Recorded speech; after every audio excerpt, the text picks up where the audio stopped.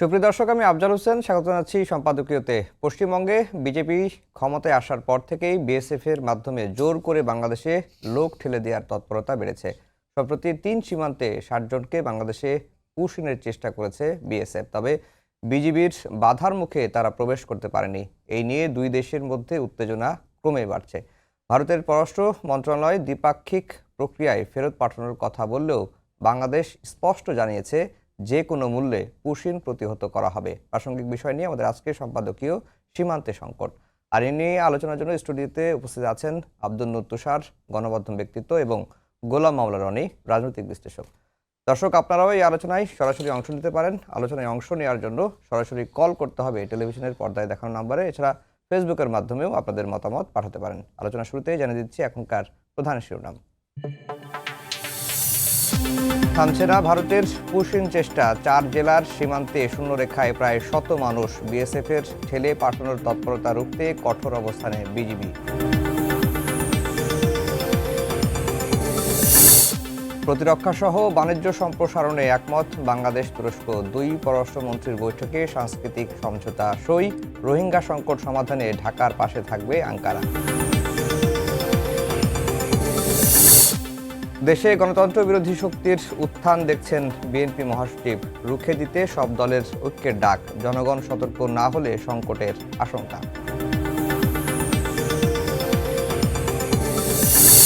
আড়াই মাস ব্যবধানে পদ্মায় ফের বাস ডুবি। যাত্রী নামানোই এবার প্রাণে রক্ষা। চালক হেলপারকে উদ্ধার। 2 ঘন্টায় টেনে তোলা হলো বাস। 2 জেলায় সড়ক দুর্ঘটনায় নিহত 7। এবং বিশ্বকাপ উন্মাদনায় ভাসছে দেশ। পুরান ঢাকায় আর্জেন্টিনা ও ব্রাজিল সমর্থকদের বর্ণাঢ্য র্যালি। সব খেলা সরাসরি সম্প্রচার করবে সময় টেলিভিশন।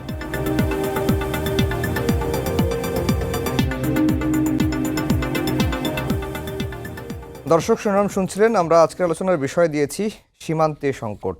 তুষার ভাই, আপনাকে দিয়ে আলোচনা শুরু করি। এই যে সীমান্তে যে পুশিনের ঘটনাটি ঘটছে, বিজিবি সতর্ক অবস্থানে রয়েছে এবং এর মধ্যে সীমান্তে ঝুঁকিপূর্ণ ৭০টি স্থান চিহ্নিত করেছে বিজিবি। বাংলাদেশের আর কি করার আছে এই পুশিন ঠেকানোর? এটাই করার আছে, কারণ বাংলাদেশ প্রথমত তার সীমান্ত রক্ষী যে বাহিনী রয়েছে সেই সীমান্ত রক্ষায় তারা সচেতন থাকবেন এবং যাতে কেউ অন্যায়ভাবে শুধুমাত্র সন্দেহ কিংবা অভিযোগের ভিত্তিতে এইভাবে লোকজনকে পুশিন করে দিতে পারে, এটা যাতে না পারে সেটা তারা করবেন। এটা তারা অত্যন্ত অভিজ্ঞ, দক্ষ। তাদের চোখেরই এইভাবে পুশিন করা কঠিনই হবে বলে আমার ধারণা। তবে এই আচরণটা খুবই অবন্ধুসুলভ এবং এই আচরণটা অন্যায়। আমি মনে করি এই পুরো আচরণের বিপরীতে বাংলাদেশের আন্তর্জাতিক মহলেও একটা মতামত তৈরি করার চেষ্টা করা উচিত। কেননা বাংলাদেশের মতো দেশে এক পাশ দিয়ে রোহিঙ্গারা ঢুকবে, আরেক পাশ দিয়ে ভারতীয়দেরকে ঢুকিয়ে দেওয়া হবে, এইটা তো বাংলাদেশের জন্য আসলে অত্যন্ত দুঃখজনক এবং এক ধরনের মনে করি যে এক ধরনের অ্যাগ্রেসিভ তৎপরতা, আগ্রাসী তৎপরতা, এটা ঠিক হচ্ছে না। এবং ভারতের এই আচরণ আসলে যেটি করবে সেটি হচ্ছে বাংলাদেশে যে ভারত বিরোধী রাজনীতির যে বিষয়টি রয়েছে সেটিকে আরো শক্তিশালী করে তুলবে এবং ভারতের বিরুদ্ধে এক ধরনের অকারণ জনমত তৈরি হবে, যেটা আদতে বৃহৎ প্রতিবেশীর জন্য ভালো না। কেননা সবসময় এটা মনে রাখতে হয় যে মানে বৃহৎ প্রতিবেশীর অন্য পার্শ্ববর্তী দেশগুলির সঙ্গে যে ধরনের সম্পর্ক থাকা উচিত, এই ধরনের আচরণ করলে আসলে সেই সম্পর্ক থাকবে না, এবং না থাকলে আমি মনে করি না যেটা ভারতের জন্য মঙ্গলজনক হবে। একদিকে তারা সুসম্পর্কের বার্তা দিচ্ছে, অন্যদিকে তাদের এই চরিত্র। এর আগে আমরা আলোচনা করলাম, রনি ভাই বলছিলেন যে সীমান্তে কুমির ছেড়ে দেয়া, বিষাক্ত সাপ ছেড়ে দেয়া, এখন আবার পুশিন। আমার কেন জানি মনে হয় যে ভারতের মানে ভিতরের যে রাজনীতি, সেই রাজনীতিতে একটা প্যারাডাইম শিফট হয়েছে এবং ভারতের মধ্যে এই যে এক ধরনের উগ্রবাদী হিন্দু জাতীয়তাবাদ জেগে ওঠা, এই যে গরুর মাংস সহ নানান ধরনের বিষয়ে মুসলিম সহ অন্য ধর্মাবলম্বীদেরকে আক্রমণ করা। গরুর মাংস কিন্তু শুধু মুসলিমরা খায় না, ক্রিশ্চিয়ানরাও খায়। তো এবং অন্যান্য বহু ধর্মাবলম্বী আছে ভারতে, তারাও খান। অনেক হিন্দুরাও গো মাংস ভক্ষণ করে। এই গোমাংসের বিরুদ্ধে যে এক ধরনের তৎপরতা চালিয়ে মানুষজনকে উত্তেজিত করে তোলা, তারপরে যেটা মুসলমানরা বা অন্য ধর্মাবলম্বীরা নিষিদ্ধ মনে করেন সেইগুলি দিয়ে তাদেরকে আক্রমণ করা, যেমন শোনা যাচ্ছে যে শুকরের রক্ত, শুকরের মাংস, শুকরের মাথা নিক্ষেপ করা হচ্ছে, এরকম এসেছে, আমি ফেসবুকে দেখেছি, সত্য মিথ্যা জানি না। যদি এইগুলি হয় তাহলে ভারতে যারা সংখ্যালঘু তারা নিরাপত্তাহীন বোধ করবেন এটা বোধ করলে তাদের মানে তাদের অভ্যন্তরীণ যে অবস্থা সেটা খুব একটা সুখকর থাকবে না। আমার কাছে কেন জানি মনে হয় রাজনীতিবিদরা তাদের রাজনৈতিক যে আদর্শ, রাজনৈতিক যে উদ্দেশ্য কিংবা রাজনৈতিক লক্ষ্য সেইগুলি দিয়ে মানুষকে আর মুগ্ধ করতে পারছেন না, এবং তাদের নিজস্ব এই দুর্বলতার কারণে তারা মানুষকে তাদের কাজ কর্ম, সততা, নিষ্ঠা কিংবা পরিশ্রম, ত্যাগ দিয়ে মুগ্ধ না করে তারা কতগুলি ধনী, পুঁজিপতি এবং নানান ধরনের গোষ্ঠী স্বার্থ উদ্ধার করার জন্য তাদের অর্থে কিংবা তাদের পক্ষপাতে অথবা তাদের পৃষ্ঠপোষকতায় তারা এমন রাজনীতি তৈরি করছেন যে রাজনীতি আসলে উগ্রতার মধ্যে দিয়ে মানুষকে নিয়ন্ত্রণ করার চেষ্টা করে। কিন্তু এই উগ্র রাজনীতি বেশি দিন টিকে থাকে না, কেননা উগ্র রাজনীতির সবচেয়ে বড় ক্ষতির শিকার নিজেরাই হয় যারা উগ্র থাকেন। এবং এক পর্যায়ে যখন তাদের সন্তান, পরবর্তী প্রজন্ম, তাদের আত্মীয় স্বজন তারাই উগ্রতায় আক্রান্ত হবেন, তখন তারা বুঝবেন মানে নগর পুড়লে দেবালয় আসলে নিরাপদ থাকে না। ফলে বাংলাদেশ কিংবা অন্যান্য পার্শ্ববর্তী দেশের সঙ্গে তারা যদি সম্পর্ক খারাপ করেন, তাদের নিজস্ব অবস্থাও কিন্তু আসলে ভালো থাকবে না। এটা বুঝতে পারার ক্ষমতা আমি মনে করি ভারতে বহু মানুষের রয়েছে, কারণ তারা শিক্ষাগত দিক থেকে বা সংস্কৃতিগত দিক থেকে অনেক অগ্রসর একটি দেশ। কিন্তু এরকম একটা দেশে যে এই ধরনের রাজনীতি বা এই ধরনের নীতি তারা অবলম্বন করছেন, এটা আসলে গ্রহণযোগ্য না। এতে তারা ক্ষতিগ্রস্ত হবেন, ঠিক যেভাবে আপনি দেখবেন যে আমেরিকা ক্ষতিগ্রস্ত হচ্ছে কানাডা এবং মেক্সিকোর সঙ্গে খারাপ আচরণ করে। তো বৃহৎ রাষ্ট্র যখন খারাপ আচরণ করে তখন আসলে সে একা হয়ে পড়ে এবং সে একাকিত্ব পরে তাকে দুর্বল করে ফেলে। জি, রনি ভাই, শেষে বৃহৎ রাষ্ট্র যদি খারাপ আচরণ করে তখন সে একা হয়ে পড়ে। এই পর্যায়ে সীমান্তের যে সংকট, এই সংকট মোকাবেলার জন্য সতর্ক অবস্থান ছাড়া এবং কূটনৈতিক প্রচেষ্টা ছাড়া আর কিছু করার কি সুযোগ আছে বা কোনো অস্ত্র আছে হাতে? আছে। আমাদের যে আর্মস অ্যান্ড অ্যামুনিশন আছে এগুলো দিয়ে ফাঁকা গুলি করা যেতে পারে। যারা পুশিং করার চেষ্টা করবে তাদের পায়ে গুলি করা যেতে পারে। ওরা তো আমাদেরকে সরাসরি বুকের উপর গুলি করে, আমাদের যারা লোকজন আছে। তা আমরা একটু ভদ্রতা দেখিয়ে ওদের পায়ে গুলি করতে পারি, বা এমনভাবে গুলি করতে পারি ওদের কানের কাছ দিয়ে চলে যাবে, কানটা ছিদ্র হয়ে যাবে। এর জন্যই তো আসলে আমরা এই বিজেপিকে এত অর্থ দিয়ে, টাকা দিয়ে এই কাজগুলো করেছি।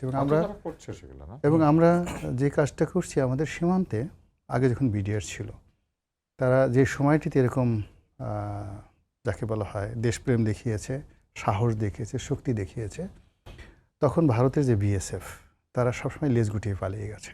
এবং এটা আজকে নয়, ধরুন ওদের সঙ্গে আমার সেই 1947 থেকে এই সীমান্ত বিরোধ যখনই যেখানে চলেছে, আমরা যখন রুখে দাঁড়িয়েছি আমাদের সঙ্গে আসলে ওরা কখনোই পারে নাই। এগুলো একটা।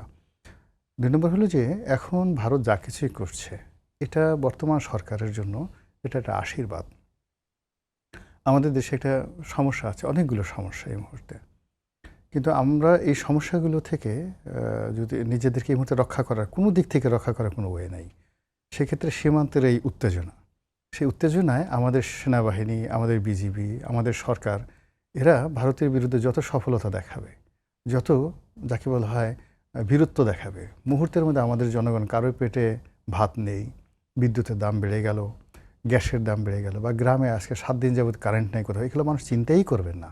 আমাদের বিজেপি যে ওখানে ভারতের লোকজনকে আচ্ছা মতো মানে একটা পিটুনি দিয়েছে, পিটুনি দিয়ে যে ওদেরকে তাড়িয়ে দিতে পেরেছে, এটা বাংলার জনগণ নাচতে থাকবে। এবং তারেক রহমান সাহেব যিনি আছেন বর্তমান প্রধানমন্ত্রী বলবে যে না, বহু বছর পরে আমরা এটা ইস্যু ডাইভার্সন না, এটা মানুষের দৃষ্টিভঙ্গি ভিন্ন। মূলত এটা আমার কাছে যেটা ভারত যে কারণেই করুক না কেন, আলটিমেটলি আমি দ্বিতীয় পার্টে আর একটা আলোচনা করব, অনেক সময় একটা ন্যাচারাল জাস্টিস আছে।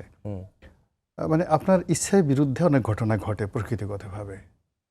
কখনো কতগুলো টার্মস আছে, যেমন আমরা বলি না silver jubilee, golden jubilee, diamond jubilee, 25 বছর, 50 বছর, 100 বছর। আবার বলি আমরা 1000 বছরের শ্রেষ্ঠ বাঙালি। এই 1000 বছর, প্রত্যেকটা এই সময়টার মধ্যে সার্কেল, অর্থাৎ 25, 50, 100 বছর আর 1000 বছর, গ্রহ নক্ষত্র পরিবর্তিত হয়ে যায়, কক্ষপথে কিছু ঘটনা ঘটে, প্রকৃতিতে পৃথিবীতে ঘটনা ঘটে, মহাকাশে ঘটনা ঘটে, জমিনে কিছু ঘটনা ঘটে। এবং এটা আমাদের এই উপমহাদেশে কী ঘটেছে, এই আপনার সাথে উনি যখন আলোচনা করছিল তখন আমার মাথায় এলো।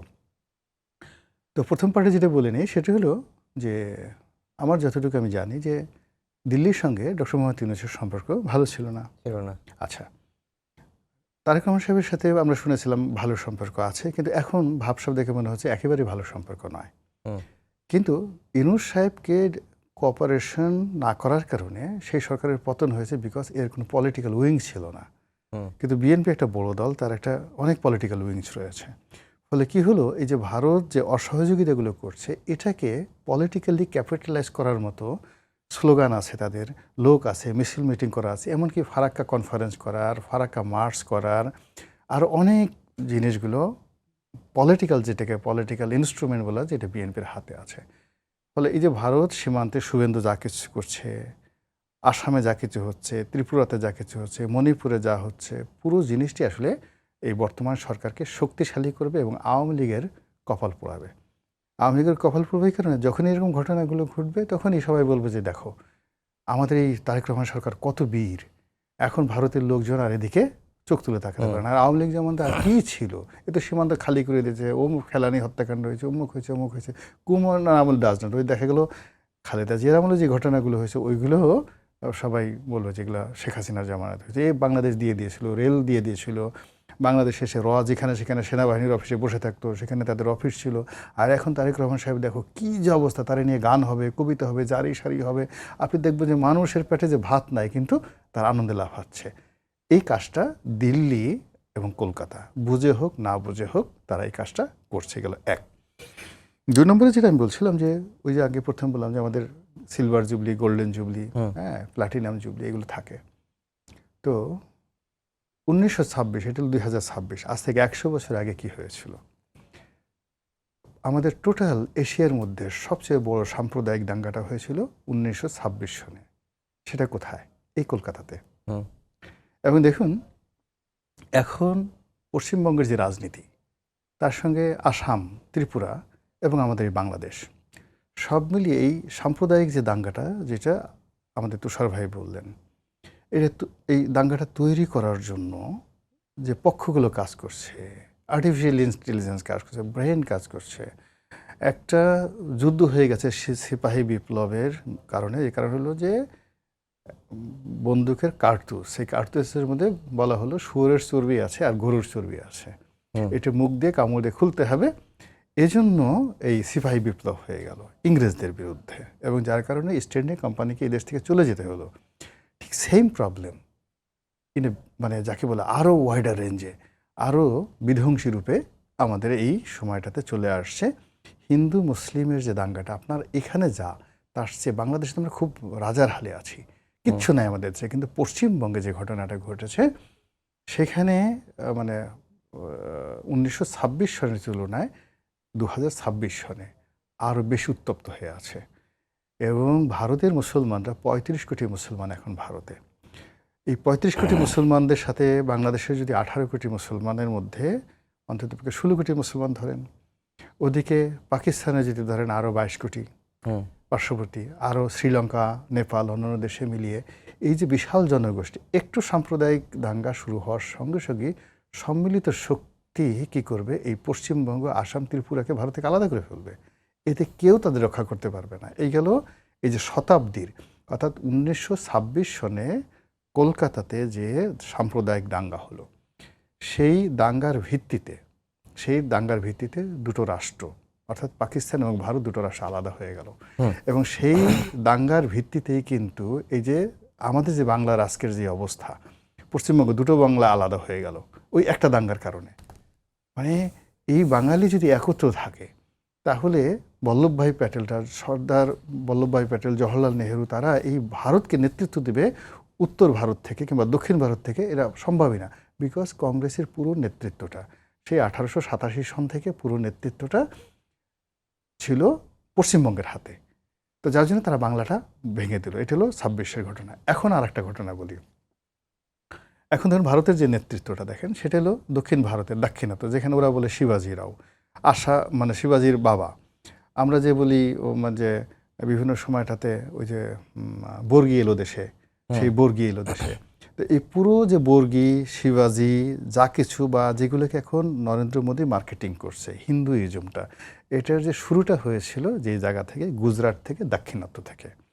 আচ্ছা, এই দাক্ষিণাত্যের একজন সম্রাট ছিলেন, চোল রাজবংশ ছিল, রাজা ছিলেন রাজেন্দ্র। আজ থেকে 1000 বছর আগে, 1000 বছর আগে এই দক্ষিণ ভারতের রাজেন্দ্র 1026 খ্রিস্টাব্দে সে প্রথম, ইতিহাসের এই প্রথম, মানে সবসময় দিল্লি থেকে, বাংলা থেকে, বাংলা, বিহার, উড়িষ্যা থেকে আমরা সবসময় দাক্ষিণাত্য আক্রমণ করেছি। এই প্রথম ওখান থেকে তারা আক্রমণ করে এই বাংলা কলকাতা পর্যন্ত চলে আসছিল। কেন আসছিল জানেন? এই গঙ্গার পানি দখল করার জন্য, আজ থেকে 1000 বছর আগে। জি। ফলে আপনি দেখেন এই যে গ্রহণ নক্ষত্র 2026 সনকে ভারতের সামগ্রিক রাজনীতিতে ভারতকে টুকরো টুকরো করে দেওয়ার ক্ষেত্রে, ভারতের উত্তর ভারতের রাজনীতি, দক্ষিণ ভারতের রাজনীতি, বাংলা, বিহার, উড়িষ্যার রাজনীতি, পশ্চিমবঙ্গ, পূর্ববঙ্গ, এই যে একটা আমাদের 1000 বছরের যে কৃষ্টি এবং কালচার, এটাকে এরকম একটা সমীকরণে নিয়ে আসছে। পান থেকে চুন খসলে সঙ্গে সঙ্গে প্লেট আলাদা হয়ে যাবে। আপনি জানেন তো একটা সময় মহাসাগরীয় প্লেটে অস্ট্রেলিয়া আমাদের সাথে ছিল, এই ভারতের সাথে কিন্তু অস্ট্রেলিয়া ছিল। তো এরকম একটা ভূমিকম্প হলো, আলাদা হয়ে সে জি, অস্ট্রেলিয়া দূরে রনি দূরে ভাই। সরে গেল। তো এই এখন এই 2026 সালে ঠিক সেম ঘটনা ঘটার অবস্থা তৈরি হয়েছে। যার জন্য ভারত সরকারকে আমি বলবো যাকে বলে মাথা ঠান্ডা রাখার জন্য, কারণ ইতিহাস বারবার শুধু একই ঘটনা ঘটে। জি, তুষার ভাই, মিডিয়া আসলে ভূমিকা কি এই যে সীমান্তে সংকট? আমরা দেখলাম যে আমাদের মিডিয়া আমরা বলছি যে বিএসএফ এর গুলিতে বাংলাদেশে নিহত, ভারতের মিডিয়া বলছে যে গুলিতে অনুপ্রবেশকারী নিহত, কখনো কখনো সন্দেহভাজন পথচারী নিহত। মানে গণমাধ্যমের ভূমিকা কি এই ক্ষেত্রে? ন্যারেটিভ গণমাধ্যমের ভূমিকা হবে, গণমাধ্যম সঠিক সংবাদটা পরিবেশন করবে, যা সত্য সেটা জানাবে, আর যা সত্য নয় সেটাও জানাবে যে এই কথাটা সত্য না। এছাড়া তো সংবাদ মাধ্যমের আর কোনো ভূমিকা থাকার কথা না। সংবাদ মাধ্যমের তো পক্ষপাত করার কথা না। সংবাদ মাধ্যমের যা সত্য বা যা সঠিক সেটা তুলে ধরার কথা, সেই কাজটা গণমাধ্যম করবে বলে আমরা আশা করি। আমাদের দেশে তো গণমাধ্যম সেইভাবেই করেছে সবসময়। আমরা কিন্তু কখনো দেখি নাই যে গণমাধ্যম এইখান থেকে ভারতীয় পক্ষকে কোনোভাবে অহেতুক আক্রমণ করেছে অথবা কোনো মিথ্যা তথ্য ছড়িয়েছে, এরকম খুব একটা হয় না। দু একটা সংবাদপত্র আছে একটু ভারত বিরোধী অবস্থান আছে, দু একটা টেলিভিশন হয়তো আছে একটু ভারত বিরোধী, কিন্তু সেটা এমন নয় যে অহেতুক অসত্য তথ্য প্রচার করে তারা কোনো আক্রমণ করেছে। এটা আমাদের এখানে কম হয়। ওইখানে টিভি উপস্থাপকরা যেভাবে যে ভাষায় আক্রমণ করেছেন আমাদের এদিকে, আমাদের মনে হয় না আমাদের এখান থেকে সামান্যতম তার রিপ্লাই কিংবা তার কোনো প্রতি উত্তর আমাদের এখান থেকে কেউ দিয়েছে অসভ্যভাবে লাভ দিয়ে ঝাঁপ দিয়ে, তাই না? আমরা দেখেছি তো কি হয়েছে। আমরা মনে হয় এত অসভ্যতায় যেতে পারি না। তবে একটা জিনিস আমার ভালো লেগেছে, আমরা একসময় ভাবতাম কলকাতা সংস্কৃতির একটা পীঠস্থান, সেখানে অনেক বই পাওয়া যায়, অনেক লেখক তারা সাংস্কৃতিকভাবে অনেক কাজ করেন। আমাদের লেখকরা কলকাতার থেকে পুরস্কার পেলে অত্যন্ত খুশি হয়ে যেতেন। আমি দেখেছি যে অনেক লেখক লিখতেন আনন্দ পুরস্কার প্রাপ্ত। কিন্তু এইরকম অসভ্যতা দেখার পরে আমার ভালোই লেগেছে, সম্ভবত তারা তাদের সেই সাংস্কৃতিক জায়গাটা হারিয়ে ফেলতে শুরু করেছেন। তাদের কাছ থেকে যে ভাষার সৌন্দর্য, আমরা ভাবতাম যে তারা সুন্দর ভাষায় সুন্দর বাংলায় কথা বলেন, কিংবা আমরা একসময় শুনতাম নদিয়ার ভাষা হচ্ছে সবচেয়ে নাকি বাংলার সুন্দর ভাষা, এসব শুনতাম। নদিয়াতে কোনদিন আমি যাই নাই, আর ভারতে তো আমাকে যেতে দেয় না, বহু বছর হয়েছে আমাকে তারা যেতে দেয় না। কেন যেতে দেয় না এটাও জানি না, না যেতে দিয়ে ভালোই হয়েছে, দূর থেকে দেখতে পাই। তো সেই দেখা থেকে এক ধরনের শ্রদ্ধাবোধ সবসময় ছিল, কেননা ছোটবেলায় পিসি সরকারকে চিঠি লিখতাম ম্যাজিক শেখার জন্য। তখনও জুয়েলাইজ এত জনপ্রিয় হয়ে ওঠেন নাই। পিসি সরকারের বই ছিল জাদুর, চিঠি লিখে তার ম্যাজিক সার্কেলের মেম্বারও হয়ে গিয়েছিলাম। একটা সুন্দর লাল ফর্ম পাঠিয়েছিলেন, একটা বই পাঠিয়েছিলেন। এত ছোট্ট দুইটা ছেলে, আমি আর আমার ছোট ভাই, উনি কেমিক্যাল ম্যাজিক নামে একটা বই এমনি পাঠিয়ে দিয়েছিলেন যে তোমরা জাদু শিখতে চাও, আমার এই বইটা পাঠালাম। আমি এরকম জিনিস আশাই করি নাই অত বয়সে, অত ছোট বয়সে। তো এরকম অনেক কিছু দেখেছি আমরা। এই যে কমিক পড়তাম, বাংলা কমিক, তারপরে আমরা নানান রকম চরিত্র, হ্যাঁ, এই যে ঘনাদা, টেনিদা, তাই না, সত্যজিৎ রায়ের সমস্ত, প্রফেসর শঙ্কু, ফেলুদা, এই যে দা শব্দটা মনে হয় ওইখান থেকে শিখেছিলাম। এখন তো হ্যাঁ, এখন তো দা মনে হচ্ছে দা কোমড়া সম্পর্ক বলে না, সেরকম হয়েছে।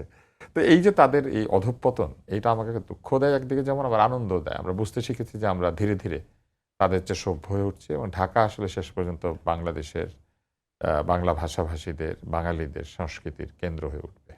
রনি ভাই শুরুর দিকে একটি বিষয় বলছিলেন যে আর এই রাজনীতি করলে তো মনে করেন জাতা, মানে এই রাজনীতিতে একেবারে জাতা, এটা করলে পরে তো সম্পর্ক আসলে অনেক নিচের দিকে চলে যাবে। এটা যারা করছেন তারা আসলে ভুল করছেন।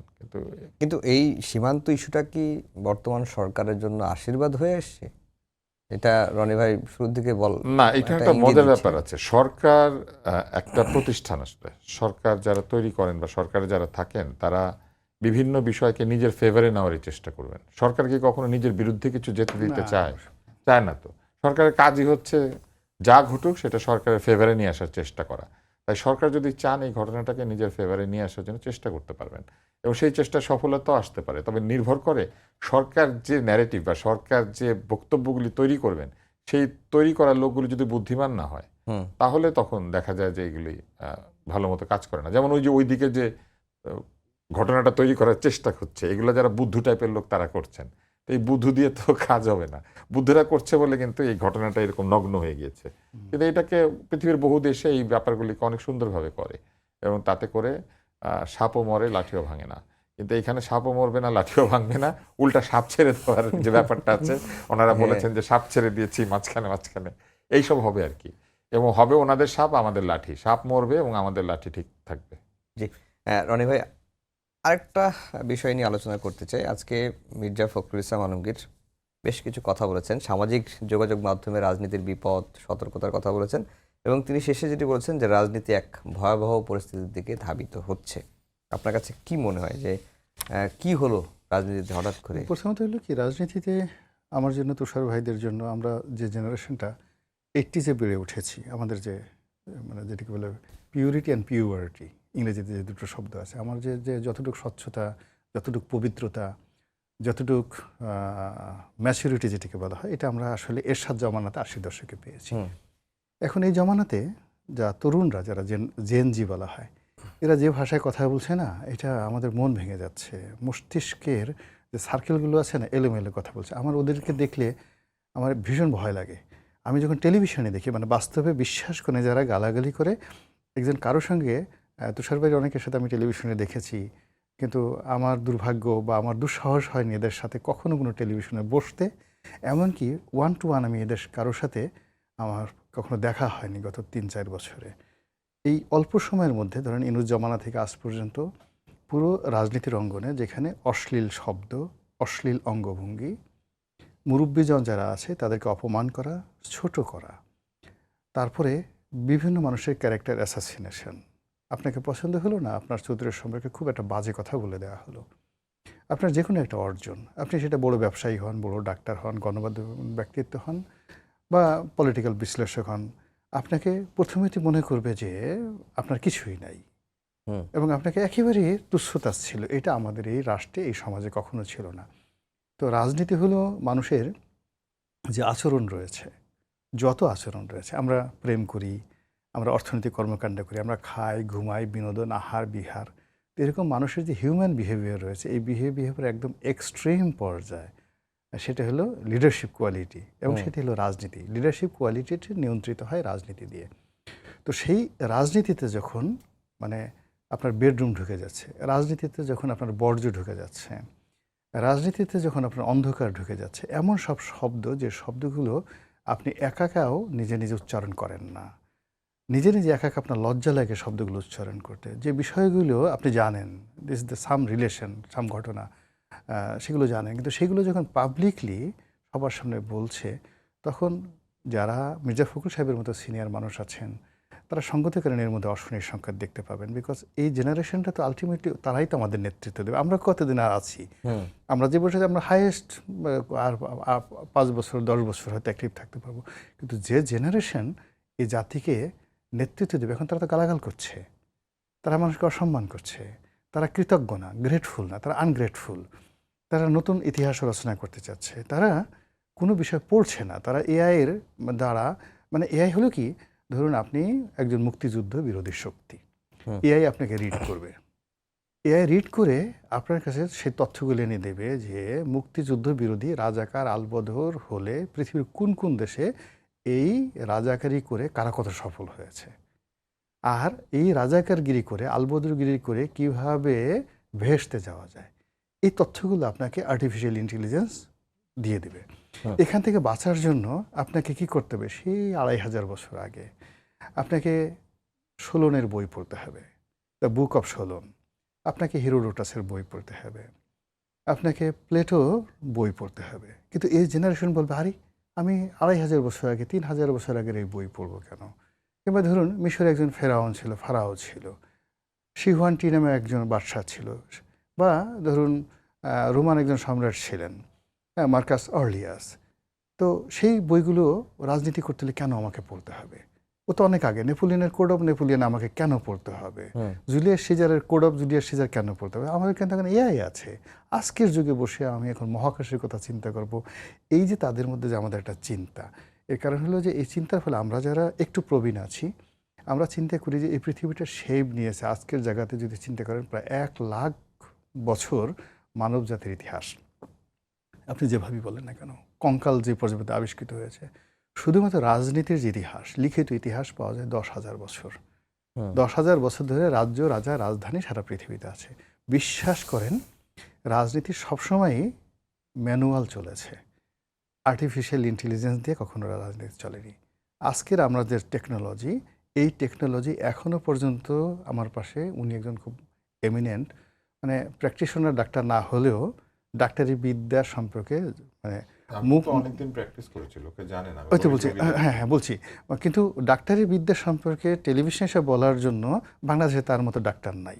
তো আমি যেটা বলছি দুটো জিনিস বলি। ধরুন, আজ থেকে মুসা নবীর জমানাতে মেডিকেল সায়েন্স, মিশরে যে মেডিকেল সায়েন্স ছিল, সেই আধুনিক মেডিকেল সায়েন্স এখন ওই পর্যায়ে যেতে পারেনি, এখনও আবিষ্কার করতে পারেনি যে 3,000 বছর ধরে একটা লাশ উন্মুক্ত অবস্থায় অক্ষত রাখে কী করে, মমি কী করে তৈরি করা হয়।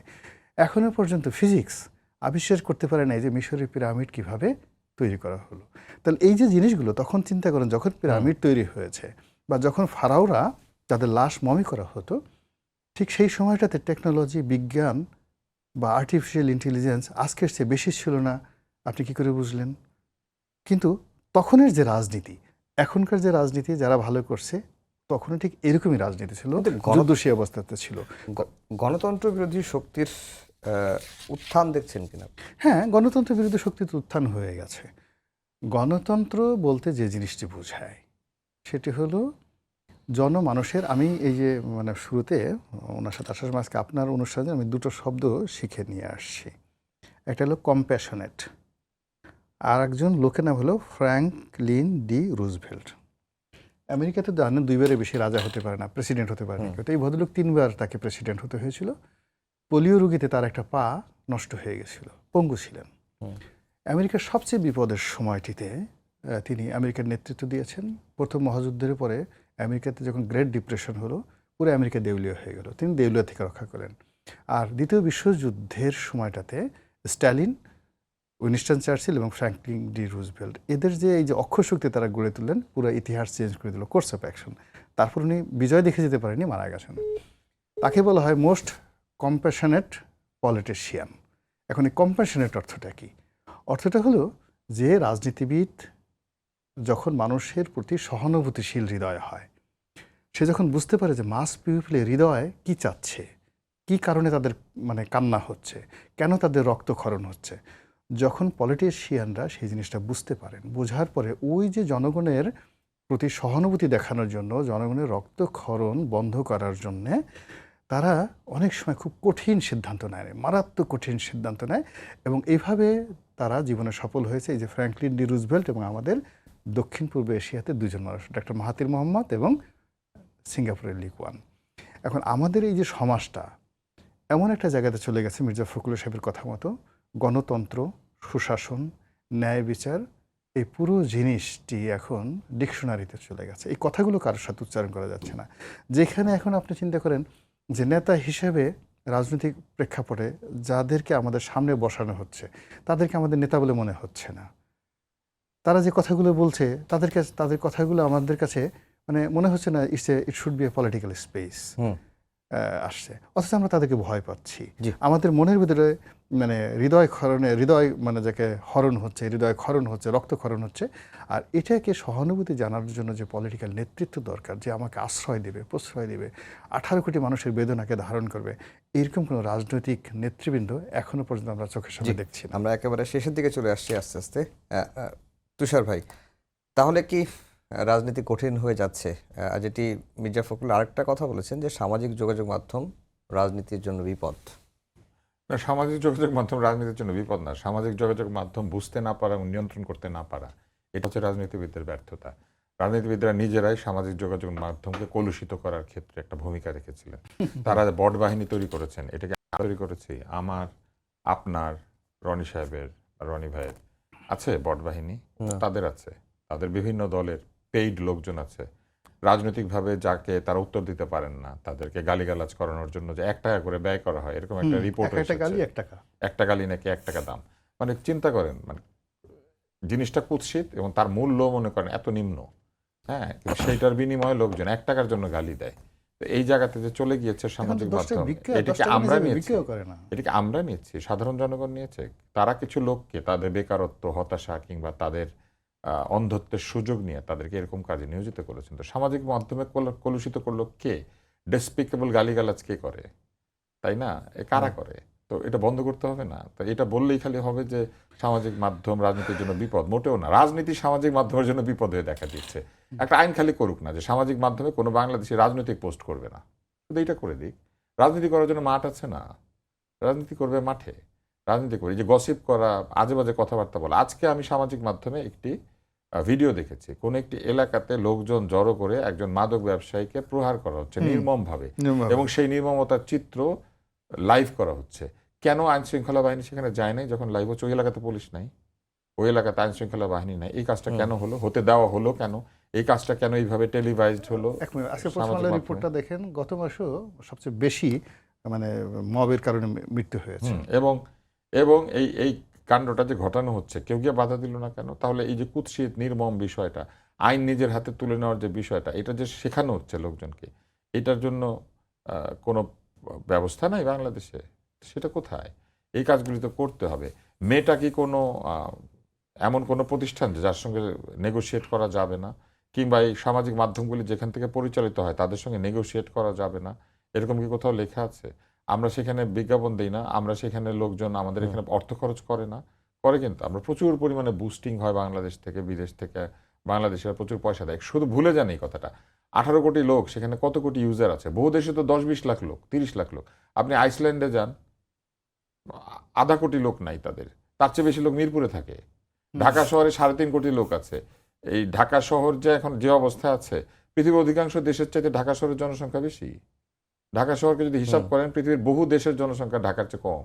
তাহলে এইটার একটা সুযোগ আছে না? এইটা ব্যবহার করছে না, আমরা ইউজার না, ইউজারদের একটা সে থাকে না?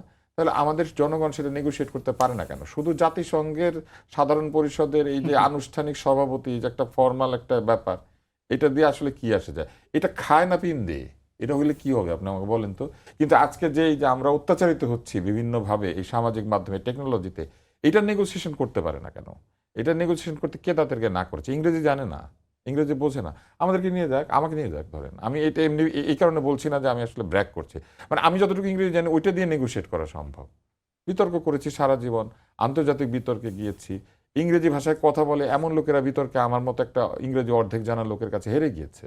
তাহলে সেইটুকু যদি আমরা পারি, অতটুকু নেগোসিয়েশন করার ক্ষমতা আমাদের এত এত মেধাবী লোকদের নাই, যারা রাষ্ট্র পরিচালনা করেন, সরকার পরিচালনা করেন। ওনারা কি করে বসে বসে? এটা তো তাদেরকে হতে দিতে হবে। দেশ বিদেশে তাদের সন্তানেরা থাকে, তারা তো আমাদের চেয়ে ভালো ইংরেজি জানে, তারা তো ইংরেজের দেশে থাকে। তাহলে সেইখানে তারা একটু নেগোশিয়েট করতে পারে না? তারা বলতে পারে না মেয়েটার সঙ্গে বসতে অসুবিধা কি? তারা যে কমিউনিটি স্ট্যান্ডার্ড আমাদের দেশে তৈরি করে দিয়েছে, এই কমিউনিটি স্ট্যান্ডার্ড কি আমাদের কমিউনিটি স্ট্যান্ডার্ড? সারা বিশ্বব্যাপী কি একটাই বেয়াদবির সংজ্ঞা, একটা সংস্কৃতি? আমরা কি সারা পৃথিবীতে একই ভাষায় কথা বলি, নাকি একই গান গাই, নাকি একই খাবার খাই, নাকি একই পোশাক পরি, নাকি একইভাবে আমাদের একই ধর্ম পালন করি? আমাদের সব জায়গায় বৈচিত্র্য আছে। তাহলে কমিউনিটি স্ট্যান্ডার্ডের বৈচিত্র্য নাই? একজন জোকার সাহেব ঠিক করে দেবে আর আমরা জোকারের মতো সেটাকে ফলো করব? এই আলোচনাগুলি হয় না কেন? এই আলোচনাগুলি হয় না কারণ পার্লামেন্টের মতো জায়গাতেও উদ্ভট আলোচনা হয়, গাড়ি চায়, অফিস চায়, কেন এগুলো নিয়ে আলোচনা করবে? পার্লামেন্ট আলোচনা করবে মানুষের প্রয়োজনীয়তা নেই। আজকে প্রযুক্তির বিশ্বে প্রযুক্তি এগিয়ে যাচ্ছে, সেই প্রযুক্তি আমাদের কাছে চ্যালেঞ্জ হয়ে দেখা দিচ্ছে কিন্তু অনেকগুলি কারণে। একটা হচ্ছে এই প্রযুক্তি আমরা উদ্ভাবন করি না, আমরা শুধু ব্যবহারকারী। আরেকটা হচ্ছে এই প্রযুক্তি ব্যবহার করার জন্য যথেষ্ট শিক্ষা এবং সামাজিক যে অবস্থান সেটা আমাদের নাই। এবং আরেকটা হচ্ছে আমরা আর্থিকভাবে দরিদ্র, ফলে প্রযুক্তি ব্যবহারের ক্ষেত্রে আমরা সবসময় লেটেস্ট প্রযুক্তি ব্যবহার করতে পারি না, অথবা প্রযুক্তির ব্যবহার করতে গেলে যেহেতু আমরা দরিদ্র, আমরা এখান থেকে পয়সা কামানোর সুযোগ খুঁজি। আজকে দেখেন, পশু নির্যাতন করে সেটার ভিডিও ফেসবুকে রিলিজ করা হচ্ছে, মানুষ দেখে, দেখলে পরে পয়সা পায়। এটা কোন দেশের কমিউনিটি স্ট্যান্ডার্ড? তোমাদের দেশে তোমরা পশু এইভাবে নির্যাতন করতে দাও, তাহলে আমাদের দেশে পশু নির্যাতনের এই ভিডিও তোমরা আপ করতে দিচ্ছ কেন? এটা নিয়ে মেয়েটার সঙ্গে কথা বলা যাবে না? 100 বার যাবে, এটা তো তাদের কমিউনিটি স্ট্যান্ডার্ড, তাদের ওখানে তারা পশু নির্যাতন এলাও করে। আজকে দেখেন একটা প্রস্তাব এসেছে ইউএসএ থেকে যে আমরা নাকি জোর করে শ্রমিকদেরকে খাটাই, আমরা নাকি জোরপূর্বক শ্রম আদায় করি, সেই কারণে আমাদেরকে আরো ট্যাক্স বসাবে। বাংলাদেশ নাকি অনেক সীমা লঙ্ঘন করেছে, মানে অনেক কিছু নিয়ম টিয়ম মানে নাই। আরে বাংলাদেশ সীমা লঙ্ঘন করেছে, তোমরা এটা বুঝো, জোর করে আমরা এটা খাটাই, তো এটার জন্য তোমরা এত অস্থির হয়ে গেছো। আর এই যে পশু নির্যাতন, মানুষ নির্যাতনের ছবি তোমরা আপ করতে দিচ্ছ, এটা তোমাদের কমিউনিটি স্ট্যান্ডার্ড আছে? আজকে যে প্রহারের চিত্র আপ হয়েছে, এইটা কি ওখানে থাকতে পারে? এটা থাকা উচিত। এইটাকে কেন তারা বন্ধ করছে না? কারণ তারা কোনো না কোনোভাবে সূক্ষ্মভাবে এই জিনিসগুলো আমরা যদি দেখি এবং দিনে দিনে আমাদের পতন হয়, এই চেষ্টার মধ্যে তারা আছে। সীমান্ত দিয়ে কি খালি পুশিন হয়, মাথার মধ্যে পুশিন হয়। এবং এটার একটা বই আছে চমৎকার, এটা আমি জানি না, আজকালকার ছেলেমেয়েরা তো বই পড়ে না। মনোজগতে উপনিবেশ একটা বই আছে, মফিদুল হক সাহেবের লেখা।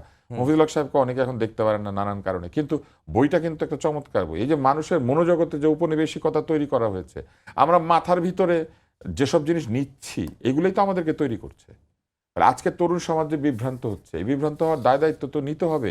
কেউ না কেউ তো তাদেরকে বিভ্রান্ত করছে। রনিবা একটা সুন্দর কথা বলেছেন যে উনি বেয়াদবদের সাথে বসে না। তো মুশকিলটা কোথায় দেখেন, বেয়াদবের সাথে যদি না বসে, এরা বেয়াদবি করার লোকও পাবে না। এরা যে বেয়াদব কেউ বুঝবে না। শুধু সেই কারণে আমি মাঝে মাঝে কিছু চিহ্নিত বেয়াদবের সাথে গিয়ে বসি, এবং এই বেয়াদবরা যখন বেয়াদবি করে আমি তখন হাসি, চুপ করে থাকি। মাঝে মধ্যে হঠাৎ একদিন ধমকাই, কারণ ওদেরকে মনে করিয়ে দিতে হয় যে আমরা কিন্তু ধমক দেওয়া ভুলে যাই নাই, আমরা কিন্তু আমাদের জায়গা থেকে সরি নাই। আমরা এরকম করলে হঠাৎ ধমক দেবো, কিন্তু এই জায়গাটা আমরা নিয়ে যাই। কিন্তু এই যে বেয়াদবরা যে বেয়াদবি করছে আজকে, এই বেয়াদবি চোখের সামনে হচ্ছে না। সেই বেয়াদবি বন্ধ করার জন্য কিছু করা হয়েছে? উল্টা আমরা বেয়াদবদেরকে ভোট দিয়ে সংসদে পাঠিয়েছি। এই জাতির বেয়াদবি নিতে হবে, কারণ তারা বেয়াদবদেরকে ভোট দিয়ে সংসদে পাঠান। এরকম আছে না? ওপেন বেয়াদবি করেছে, সেরকম লোকজন দাঁড়ায় নাই, ভোট পায় নাই, ভবিষ্যতে পাবে। আপনি যখন এগুলা করবেন, তখন আপনি তার ফলাফল নেবেন না। আপনি কাটা বৃক্ষ, কাটা ফলের বৃক্ষ, যে মানে কাটাযুক্ত ফলের বৃক্ষ আর কি, সেটা আপনি বপন করবেন, আপনি সেটাকে নিচে সার দিবেন, আর ফলের কাটা আপনি সহ্য করবেন না। একটা ছোটবেলা আমাদের একটা কবিতা ছিল, ওইটা ভাব সম্প্রসারণ করতে দিত। কাটা হেরি খান্ত কেন কমল তুলিতে, দুঃখ বিনা সুখ লাভ হয় কি মোহিতে। মানে পৃথিবীতে দুঃখ ছাড়া সুখ লাভ করা যায় না। যেসব কাটা ফল বানিয়েছেন, যেসব বাপ মায়েরা এসব বেয়াদব ছেলে মেয়েকে জন্ম দিয়েছেন, এখন আপনাদের ছেলে মেয়েদের বেয়াদবি চোখের সামনে দেখেন, আনন্দ পাচ্ছেন না? শুধু ইবাদত করলেই হবে? এই পৃথিবীটাকে সুন্দর করার জন্য মানুষ সৃষ্টি করা হয়েছে। এই পৃথিবীটাকে আরো পরিবর্তিত করার ক্ষমতা মানুষকে দেওয়া হয়েছে। বাঘ কি সুন্দরবন ছেড়ে বের হয়ে এসেছে নগর তৈরি করতে? উল্টা নগর গিয়ে সুন্দরবনের উপর চেপে বসেছে। ফলে বাঘের জীবন বদলায় নাই গত 100-200 বছরে। আমাদের জীবন বদলের কারণে বাঘ বিপন্ন হয়েছে। আমরা এই পৃথিবীটাকে ধ্বংস করি, আমরা এই পৃথিবীটাকে সুন্দর করে গড়ে তুলি। যে ফারাওরা পিরামিড তৈরি করেছেন, সেই ফারাওরা অত্যাচারের কারণে হারিয়ে গেছেন, পিরামিড টিকে আছে। অতএব বুঝতে পারার দরকার যে ফারাও যখন এরকম স্থাপনা তৈরি করে, তখন ফারাও আসলে অমর হয় না, বরং ওই স্থাপনা তৈরি করেছেন যে স্থপতি, যে বিজ্ঞান, যে জ্ঞানী ব্যক্তি, তার স্থাপনাটা অমর হয়েছে, তার জন্য এটা টিকে আছে। বাদশাহ শাহজাহানের জন্য তাজমহল তৈরি হয়েছে, উনি পয়সা দিয়েছেন তাই। কিন্তু তাজমহল যে নির্মাণ করেছে, তার নির্মাণ শৈলীর কারণে তাজমহল টিকে গিয়েছে। ঠিক একইভাবে ইমহোটেপের কারণে এই পিরামিডের নকশা এটা টিকে গিয়েছে। কিন্তু ফারাওদের লাশ তুলে ফেলেছে লোকজন। এই যে এত সংরক্ষণ করে কি লাভ হয়েছে? এই মামিগুলো এখন কোথায়? কোনোটা ব্রিটিশ মিউজিয়ামে, কোনোটা লুভ মিউজিয়ামে, এগুলোকে তুলে তুলে লোকে খোঁচায় খাঁচা পরীক্ষা করে, নাহলে দেখতে যায় পয়সা দিয়ে। ওনারা হয়ে গেছেন সার্কাসের প্রাণীর মতো এই ফারাওরা, কিন্তু ওনাদের টিকে আছে। আজকের যুগের ফারাওরাও কিন্তু একই কাজ করে। 110 তলা বিল্ডিং বানায়, 115 তলা বিল্ডিং বানায়। তারা উচ্চ ভবনের প্রতিযোগিতা করে, লম্বা সেতুর প্রতিযোগিতা করে, টানেলের প্রতিযোগিতা করে, রেলের প্রতিযোগিতা করে, নানান ধরনের এরকম নির্মাণ কাজের প্রতিযোগিতা আগের মতোই ফারাওদের মতোই করে। কিন্তু শেষ পর্যন্ত এই ভবন টিকে থাকবে। কিন্তু এই ভবনের সঙ্গে অত্যাচারের ইতিহাস লেখা থাকবে, দুর্নীতির ইতিহাস লেখা থাকবে, চুরির ইতিহাস লেখা থাকবে, সাধারণ মানুষকে নির্যাতন করার ইতিহাস লেখা থাকবে, এই বেয়াদবির ইতিহাসও লেখা থাকবে, এই বিশ্বাসঘাতকতার ইতিহাস লেখা থাকবে, এবং একজন নোবেল বিজয়ী যে কি করে বাংলাদেশকে বিক্রি করে দিতে পারেন সেই ইতিহাসও লেখা থাকবে। ফলে গ্রামীণ ব্যাংক টিকে থাকবে, গ্রামীণের ভবন টিকে থাকবে, এই সমস্ত কিছু টিকে থাকবে। কিন্তু তার সঙ্গে একটা ইতিহাস নির্মিত হবে, যে ইতিহাসে 100 বছর পরে, 1000 বছর পরে ঘৃণিত ব্যক্তিরা উঠে আসবেন। এই অন্যায় সমাজের যে কোনো সময় যেই করুক না কেন, সাদ্দাত একটা বেহেশত বানিয়েছিল, সেই বেহেশতে প্রবেশ করতে পারে নাই। ফারাও পিরামিড বানিয়েছে, পিরামিড আছে, ওইটার মধ্যে মামি নাই। ঠিক একই অবস্থায় এই ভবন এই সব কিছু টিকে থাকবে, কিন্তু এই নির্যাতনকারী ব্যক্তি, ডিপ স্টেট তৈরি করা ব্যক্তি, মানুষের অধিকার লঙ্ঘন করা ব্যক্তি, মানুষকে নির্যাতন করা ব্যক্তি, ক্ষমতায় এসে নিজের জন্য সুবিধা নেওয়ার ব্যক্তি, এরা কিন্তু ইতিহাসে গৃহীত হবেন। ফলে রাজনীতিবিদদেরকে মনে রাখতে হবে প্রযুক্তি শত্রু না, ফেসবুক শত্রু না। ফেসবুকের মধ্যে যাদেরকে ঢুকিয়ে দিয়েছেন, যেসব কাজ করাচ্ছেন, এগুলি বন্ধ করার ক্ষমতা আপনাদেরকে দিয়েছেন আল্লাহ তাআলা। আপনারা ভোটে জিতেছেন, আমরা তো ভোটে দাঁড়াইতে পারি না, আমাদের টাকা নাই, পয়সা নাই, দল নাই, আমাদের পিছন পিছন বট নাই, আমাদের বাহিনী নাই, আমাদেরকে কিচ্ছু নাই। আমাদের শুধু আছে কি, আমাদের আছে শুধু নাগরিক হিসেবে এতটুকু কথা বলার স্বাধীনতা, সেটাও তো কেড়ে নেওয়া হয়েছিল।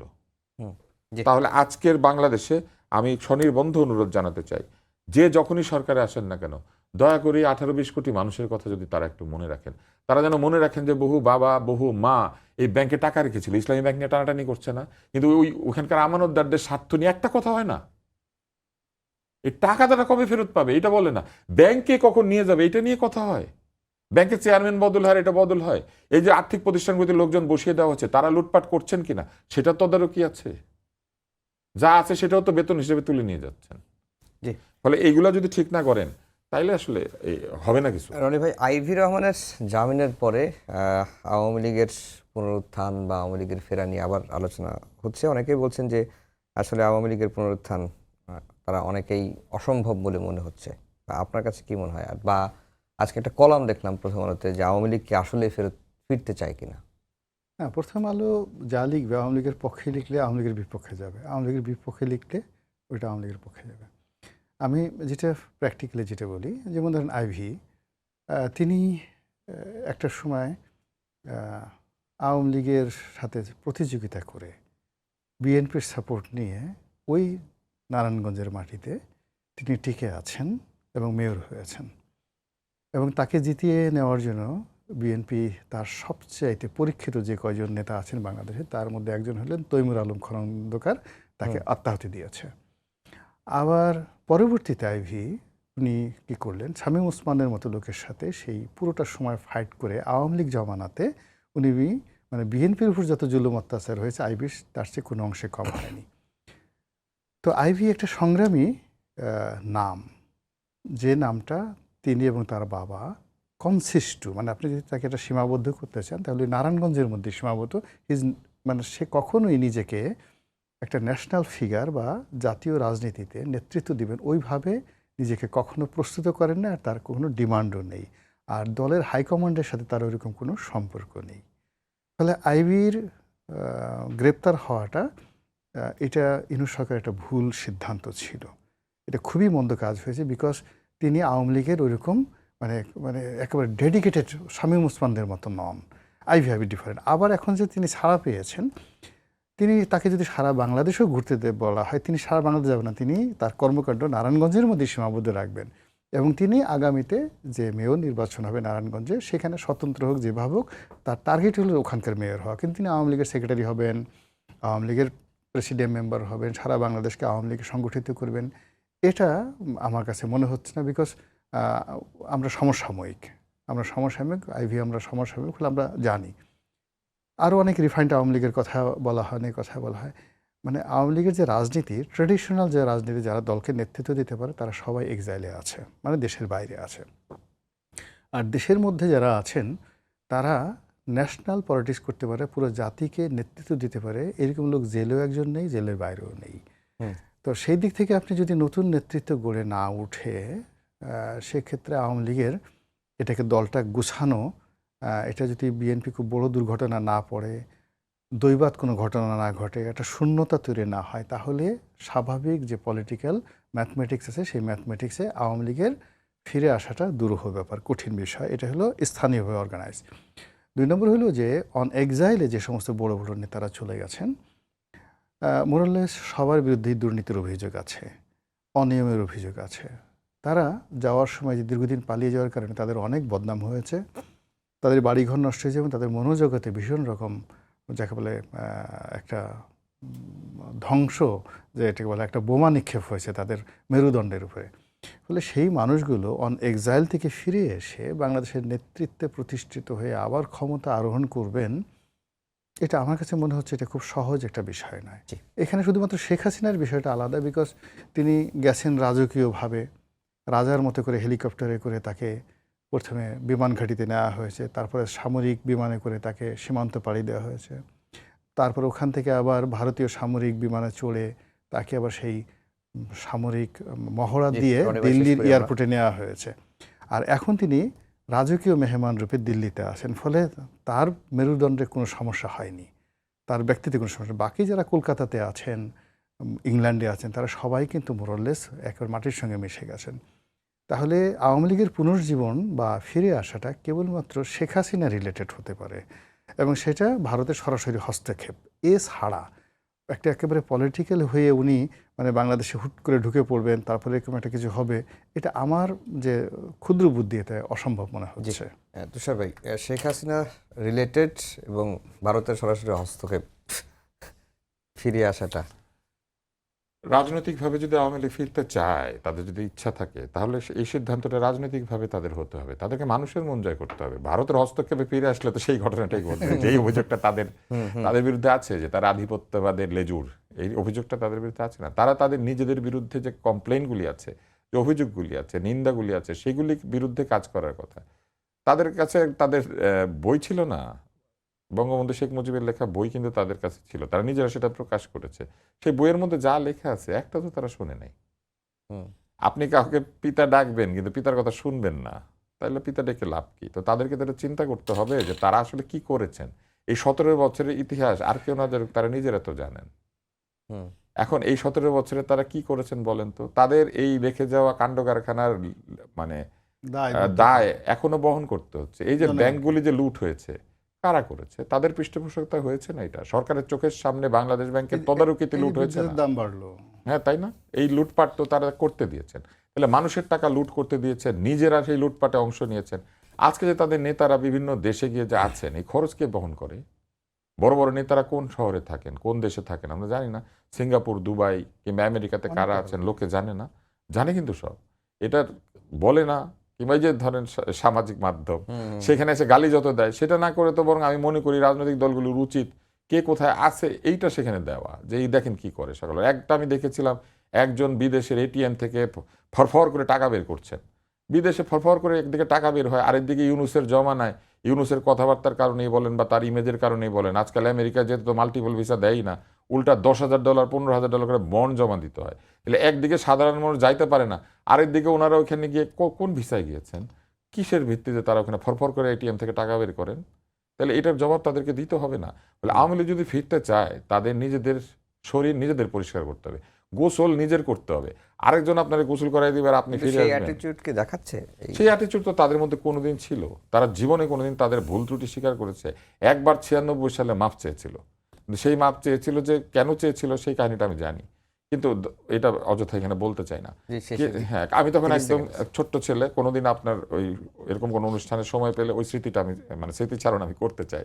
কিন্তু আপনি বলেন তাদের কোনো কিছুর মধ্যে অনুতাপ আছে? এই যে আজকে ইসলামী ব্যাংক নিয়ে টানাটানি হয়, ইসলামী ব্যাংকের দখল বেদখল এগুলো কে করেছিল? মানুষ ব্যাংকের টাকা দখল করতে কিভাবে যায়? হলমার্কে ওখানে যে এক উপদেষ্টা গিয়ে যাইতো, প্রধানমন্ত্রী এক উপদেষ্টা তখনকার, গিয়ে হলমার্কের কেলেঙ্কারির সঙ্গে জড়িত ছিল, কোনো শাস্তি হয়েছে? তারা নিজেদের লোকদের দিকে কোনোদিন একটা অপরাধের শাস্তি দিয়েছেন? তা তো দেন নাই। ওনারা গুম খুন করেছেন না? কোনো চোর বাটপার বদমাইশকে তো দেখলাম না যে ওনারা গুম করেছেন। ওনারা গুম করেছেন রাজনীতিবিদদেরকে, প্রতিপক্ষকে। ফলে এইসব কাজের মানে জবাবদিহিতা যতক্ষণ পর্যন্ত আওয়ামী লীগ না দিবে, ততক্ষণ পর্যন্ত ওনারা ফিরতে পারবেন। আপনি দেখেন আওয়ামী লীগ ভাই একেবারে শেষ, তুষার ভাই একেবারে শেষ। এই ছিল আমাদের আজকের সম্পাদকীয়তে। আগামীকাল আবারও দেখা হবে একই সময়ে। শুভরাত্রি।